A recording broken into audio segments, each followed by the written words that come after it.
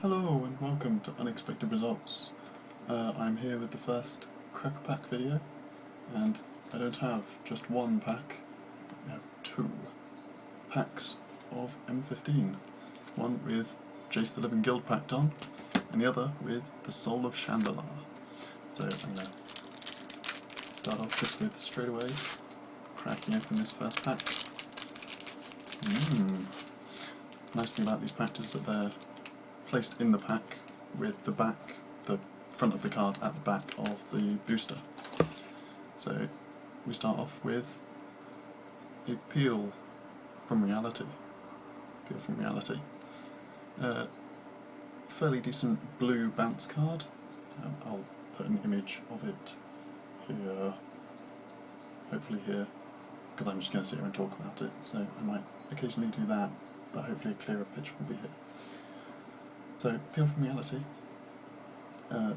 decent bounce card, probably most blue decks will run it. We then have an Inferno Fist.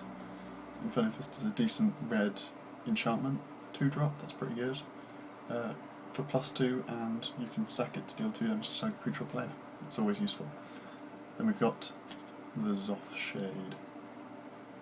I don't know how well the pitch quality on these is actually going to be, and so hence the image, which I'm just going to keep saying because then it actually reminds me to put it in there, which hopefully I will do. So I've got the Zoff Shade. I wouldn't say it passes the vanilla test, it's not amazing. A 2/2 for 4, which isn't great. Normally you'd want a 2/2 for 2, but it does have the 3 mana buff ability that makes it 4/4, which then makes it vanilla, but the fact that it's an ability is you can use it as a combat trick. Might make people not want to block it as much, but I still wouldn't personally pick it, obviously because it's also a black card. We've then got Charging Rhino, which is a 5-drop 4/4. Can't be blocked except by more than one creature, so it has to be double blocked or even triple blocked. But as a 4/4 you're probably going to be doing that anyway, so it just kind of counteracts against larger decks. It's an okay card, but probably green mana ramp decks might use it, large creature decks, that sort of thing. Possibly in some Selesnya Convoke decks or something. We've then got the Statute of Denial. A counterspell for 4. Counterspells normally range from 2 to 3, so it's quite high, but then if you control a blue creature, which because it's a blue card, you probably have a blue creature. If you're running like the Paragon or Jalera, you probably have one of them. You then get to draw a card and then discard a card, so a bit of hand swapping is always useful. I'm not sure about it costing an extra mana, but it might work, it might not. We'll see how it goes. Then we have the Krenko Enforcer, or Grenko Enforcer. Krenko? It's a K, so I'm going to say Krenko. Krenko Enforcer, 3-drop 2/2 with Intimidate for red. That's decent. The Intimidate pushes it into the vanilla test, and it's a very good card. Marked by Honour, a really good white enchantment. I'm happy to be pulling that. 4/4 for 2/2 and Vigilant enchantment. It's easily a very good card, so I'm happy with that one. We've then got a Hydra Surge, a 1-drop -5/-0 till end of turn. Quite a good combat trick as an instant, it always serves well. We've got a Generator Servant, a 2-drop 2/1 that can tap to sacrifice and add 2 colourless mana to your pool, which you can spend on a creature spell that then gains haste. So quite good for pumping in a creature from your hand. I'm not sure if I'd run this. It definitely passes, well, with its ability it passes the vanilla test, so worth looking into for a red deck, but I'm not sure if I would personally run it. We then have Sanctified Charge. It is a 5-drop instant, so a combat trick, but quite high drop for combat tricks. I'll move it a bit closer there. Quite expensive for a combat trick. It gives creatures you control +2/+1 until end of turn, and white creatures gain first strike. So quite a good combat trick, because you can pump all your creatures, and if you're playing mono white, all your creatures gain first strike, which is really good, but you'd have to save all your mana and it's still a turn 5 combat trick, which people might see coming from a while away. We then go into the uncommons with a Paragon of Fierce Defiance. The red Paragon, 4-drop, gives all other red creatures +1/+1 and can spend 1 red and a tap for giving another red creature haste. Pretty good card. All the Paragons are fairly good. I would say they're pretty worth running if you're looking for extras. Definitely sideboard tech in case you need that extra boost. We've then got the Gravedigger, a 4-drop black card, 2/2, and when it enters you can return a target creature from your graveyard to your hand. So it's revival, not onto the battlefield, which might be a slight downside, but the 2/2 4-drop to bring a creature back is always worth it. We've then got the Brawler's Plate, so a 3-drop artifact equipment, gives +2/+2 and trample, and a 4 equip cost. I'd say this is quite a good card. Obviously the equip cost is quite high, but once it's on the battlefield you can equip it to anything and it makes it a pretty strong creature with trample, which is always useful no matter what deck you're playing, really. The next card will be the rare, and there are a few rares that I'm looking for in these, primarily white, as you can guess, so things like Avacyn, the Soul of Theros, and Ajani. The Slyphor Hivelord would be pretty good. I would then, because I've got a Slyphor deck, any of the Planeswalkers I'd be happy with, any of the other Souls, possibly not Soul of Ravnica because it's not amazing, but we shall see, and I'll let you see first. So we've got, dun, dun, dun. Ooh, the Chain Veil, 4-drop legendary artifact, rare, mythic rare. At the beginning of your end step, if you didn't activate a loyalty ability of a Planeswalker this turn, you lose 2 life. Slight downside because it's a powerful card.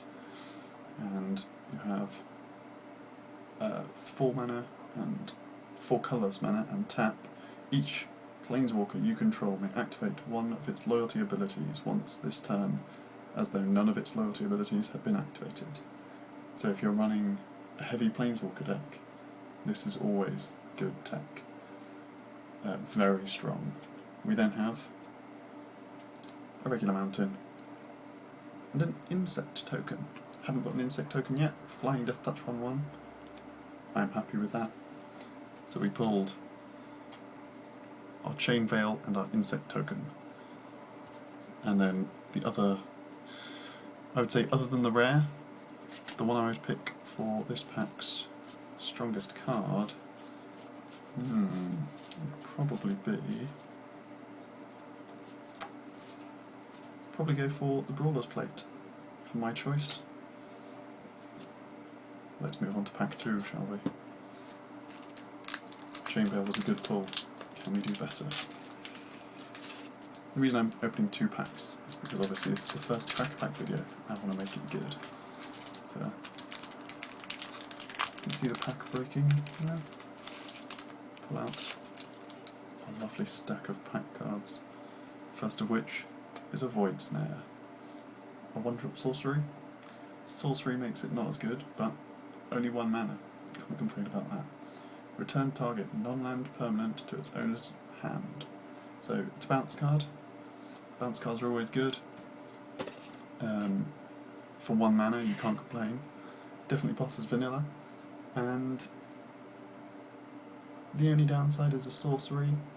You might want it as instant speed, there might be some other options out there. But it can bounce anything that isn't land, so enchantments, artifacts, creatures, auras, if you really wanted. We then have Clear a Path, the 1-drop red sorcery, destroy target creature with Defender. After that, we've got Triplicate Spirits. I do like this card. Triplicate Spirits has served me well in the Jewels of the Planeswalkers game, which I have played more of since last week. I've actually completed the game, but I will still do videos going through, playing it all, and enjoying it. Triplicate Spirit is a good card. 6-drop, but it has Convoke to put 3 1/1 flying spirit creatures onto the field. It's a sorcery, so there are some better ones, but still a good card. We've then got Accursed Spirit, the black Intimidate 3/2 spirit creature for 4. It's a decent card. I'm fairly happy with that ball. I don't run black, but it's still pretty good. Ooh, a Siege Worm. One of the bigger green creatures from this set, and it's got Convoke and Trample.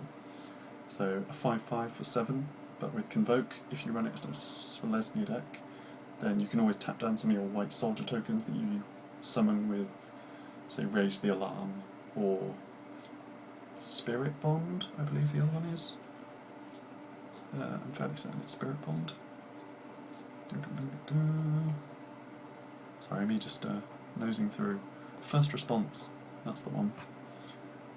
So some of your soldier tokens can tap down, and then bring out this to win. A Goblin Rough Rider. So a 3-drop, 3/2, red. Fairly standard. A little bit short of the vanilla test, but it's still decent if you're looking for other creatures, and if you enchant it up, then it can be quite powerful. And obviously with rares you're going for things like First Strike and Haste, so that extra 1 damage from being a 2/2 will be useful. Pillar of Light. I do like this card. It's been reprinted quite a few times, and a 3-drop, exile target creature with toughness 4 or greater. In white decks that's useful, because it's a 3-drop instant. It's definitely playable, quite versatile, just straight out exile, so ignores indestructible, a good card. An Ornithopter, a 0-drop artifact with flying. 0/2, so not really going to be attacking unless you enchant it with stuff. As just a free drop, it's always useful. If you have nothing else to put in your deck, they're always good. But it's a debate about this one. It can be good, but not amazing. Next we have Negate. Negate, 2-drop, counter-target non-creature spell as an instant. So, Negate's a strong card. Negate has always been a strong card. Rummaging Goblin. Rummaging Goblin's quite a good one, that was in 2014 as well. A 3-drop, 1/1, tap to discard and draw. So a bit of hand sorting, obviously rummaging around in his giant chest. I do like the artwork for it, it's very nice. Not quite as good as some of the other artworks, but nicely done. Ensoul Artifact. For a true 2-drop enchantment aura, you enchant an artifact, and it becomes an artifact becomes a creature with base power 5/5 in addition to other types. So straight away that's pretty good. If you just have like an artifact equipment, I believe you can use it on them. It then gives them the equipment ability on top of the base 5/5 power. So that is a good card for anyone running blue with a couple of artifacts. Say you have like your Staff of the Mind Magus, you can throw that on there. 3/5, well, 2-drop 5/5 creature. Always good. We then have this lovely card, Back to Nature. An instant for destroy all enchantments for 2. That can be ridiculous against white, because quite often I play white kind of Voltroning, but using like overall enchantments, and it's a good way for white to do things, but that can be a nightmare. Just, yeah, 2-drop, just out of the blue, your field is basically gone. Ooh, the Paragon of Eternal Wilds. So another Paragon. This one has green creatures gain +1/+1 and taps to give trample with 1 green mana. All the Paragons are good cards, as I've said. I'd like to get a Paragon of the New Dawn, that'd be good. I don't have one yet. And our rare, again I will let you see this before I do. Ooh, Spirit Bonds. So there you go, I was talking about Spirit Bonds earlier with the Trampling Worm with Convoke. And this is a 2-drop 1 and 1 white enchantment. Whenever a non-token creature enters the battlefield under your control, you may pay 1 white, and if you do, put a 1/1 white spirit creature token with flying onto the battlefield. You can spend 2 mana and sacrifice a spirit to make target non-spirit creature gain indestructible until end of turn. That is a really good card. For a 2-drop, turn 2 just play that, and then just start bringing in small creatures like Oreska Swiftclaws or Sun Guides, Soulmenders, all sorts. Bring in some, even when you get to the bigger creatures, still summoning spirits. And that is always useful. And then our land is a forest. We got our little promo card there with the Soul of Chandelier on it. Isn't that nice? So, obviously, Spirit Bond is the best card in there, but I've got to not pick the rare. So, out of the other ones, I think I would probably go with, I think it's got to be Back to Nature. Or Back to Nature. I keep thinking it's Back in Nature, and I'm not sure why. But Back to Nature. That would have to be my pick of the pack. Pick of the pack. So there we go.